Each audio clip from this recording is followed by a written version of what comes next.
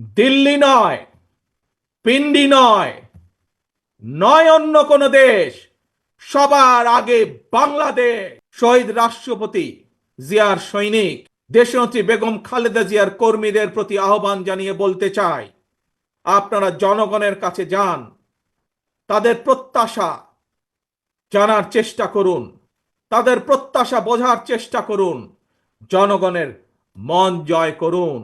কারণ জনগণই বিএনপির সকল রাজনৈতিক ক্ষমতার উৎস। প্রিয় দেশবাসী, প্রিয় সমাবেশ, প্রিয় ভাই বোনেরা, এবার আমি আপনাদের সামনে একটি ছোট্ট স্লোগান তুলে ধরতে চাই। প্রিয় সমাবেশ বলুন, প্রিয় দেশবাসী বলুন, দিল্লি নয়, পিন্ডি নয়, নয় অন্য কোন দেশ, সবার আগে বাংলাদেশ। একনল হ্যান্ড ওয়াশ 100% প্যারাবেন ফ্রি, তাই নিরাপদ হাতের জন্য আস্থা রাখুন একনলে।